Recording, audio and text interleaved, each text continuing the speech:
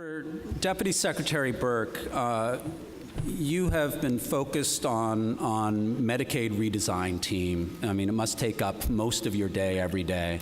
And we've been very pleased to see supportive housing to be such a central part of that.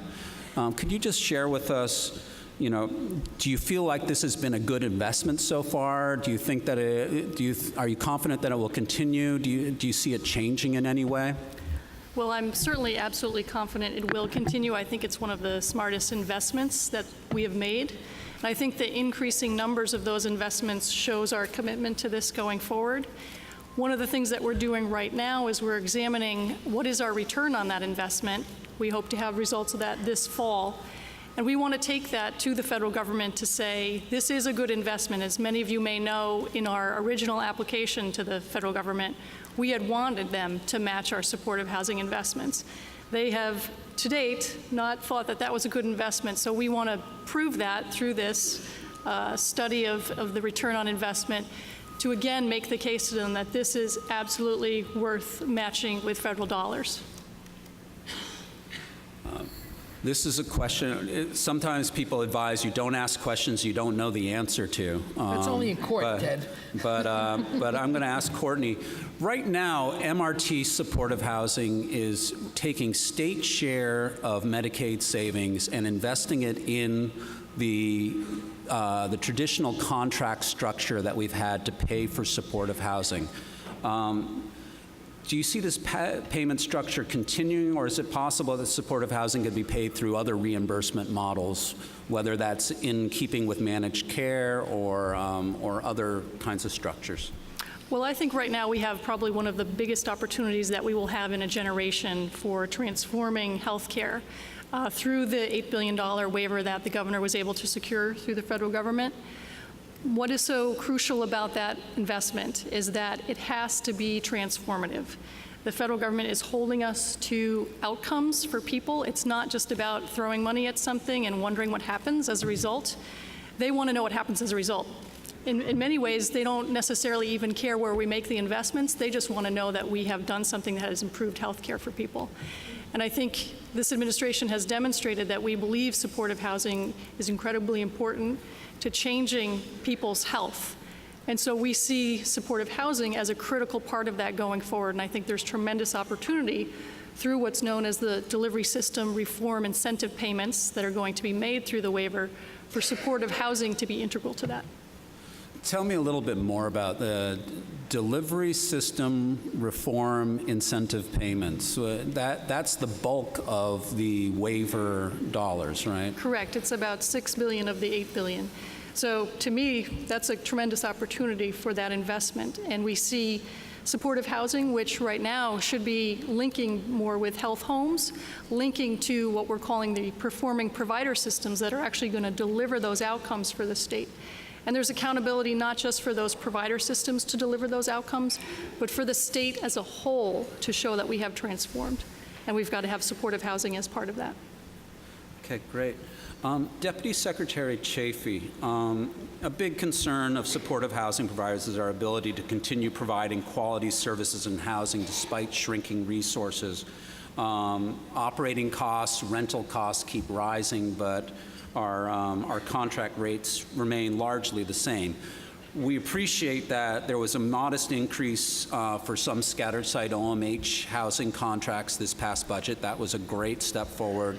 Also, you were able to get a targeted COLA for some social service employees. But more is needed if we're going to keep on being effective. What are the prospects for additional rate increases or COLAs for supportive housing and other kinds of social service contracts? Is there things we can do to help the administration achieve this? Well, I want to say that we are working very closely.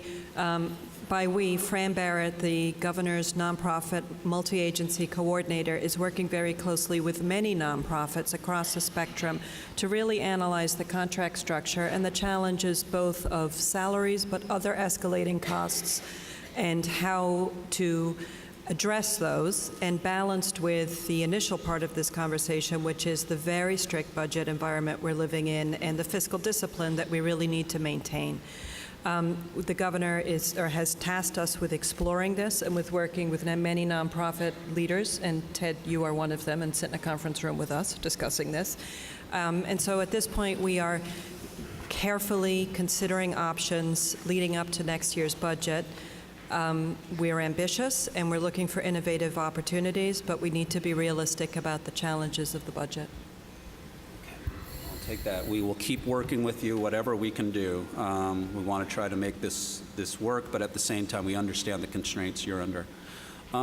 Fran, I wanted to just throw out a question that is often on a lot of our minds. When we're building new buildings, in new supportive housing in particular, and we're going into communities, a lot of times there's misunderstanding about what supportive housing is and you know, who's going to be moving into the neighborhood and that sort of thing.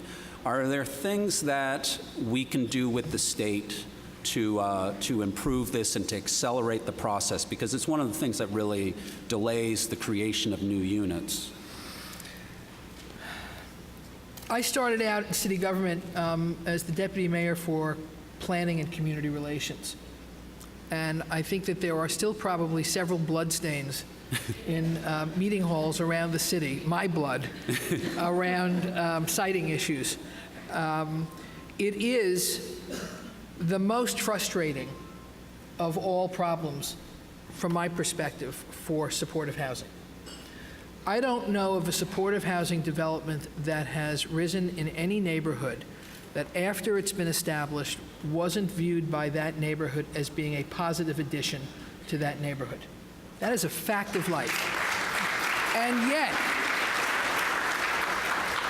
And yet, we continue to have huge community obstacles erected in our way of these developments. And you know, the irony, of course, is that philosophically and legally, we are increasingly working in a world where we're being mandated to move people back to communities. So on the one hand, government/political establishment is saying, this is the best way to work with people, to treat people, to improve quality of life, people back in their neighborhoods, near their families, and yet that same establishment will then turn around and say, but not in my neighborhood.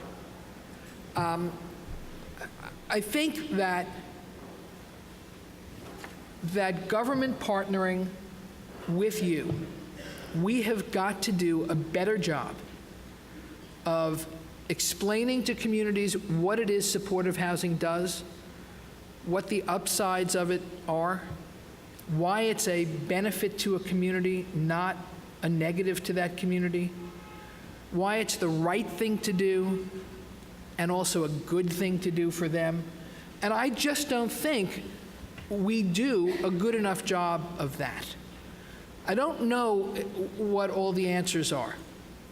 I do know that it requires, in my opinion, government to provide assistance to developers to do real community relations.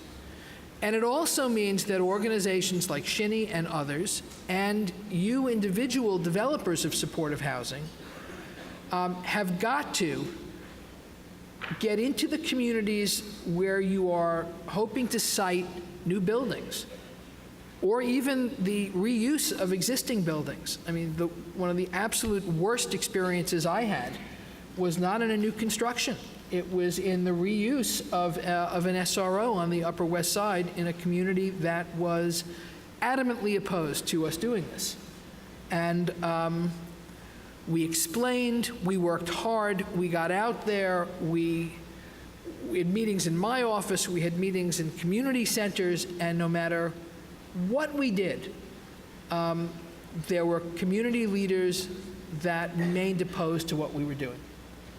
And this was a neighborhood that had a terrible problem with street homelessness, where people were being accosted on sidewalks. And yet, when you then talk about the solution for so many of those people, you get a blank stare. Truth of the matter is, we went ahead and did it anyway.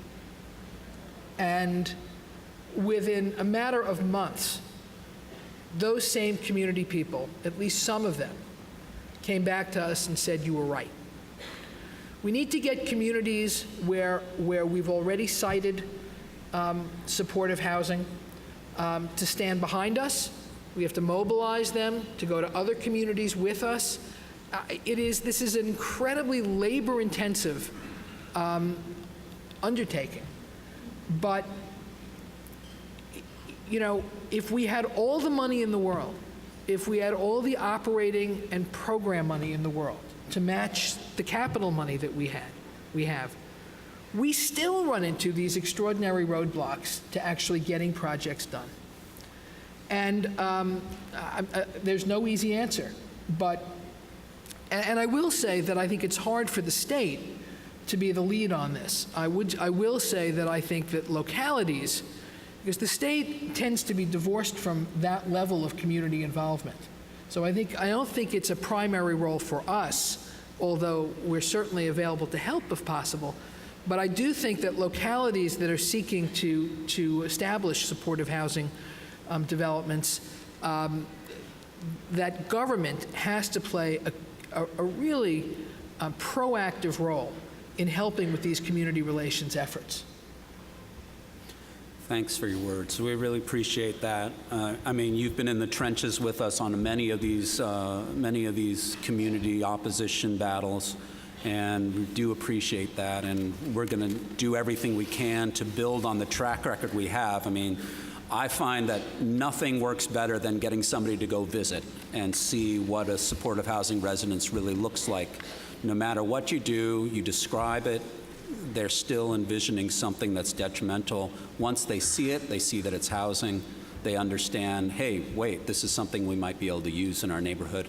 And I think the idea of integrating community residents, people that are living in the neighborhood that need housing, into the housing, yep, and making sure that there are apartments available is one of the ways that we do this. Yeah, you certainly make programming available at your supportive housing developments that are relevant to the community. The last project of this kind that I worked on, not as a consultant, not as someone in government, is about to open. It was it's got to be 4 years, 5 years in development. Mm-hmm. It's going to be the gem of the neighborhood where it's sited.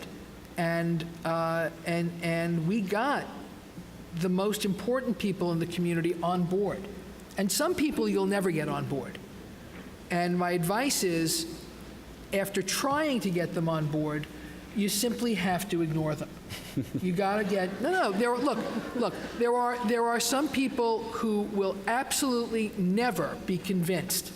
But there usually is a pretty good core of people in every community who you can convince. And you want to embrace them. You want to make them part of what it is you're doing. You need them on a community advisory board. You need to do all the things that we've learned over the last 30 years to do to make a building successful. It's got to succeed once it's open, both for the clients and for the community where it's located. And if you do that, you will bring most people along with you, and those that you cannot convince, so be it.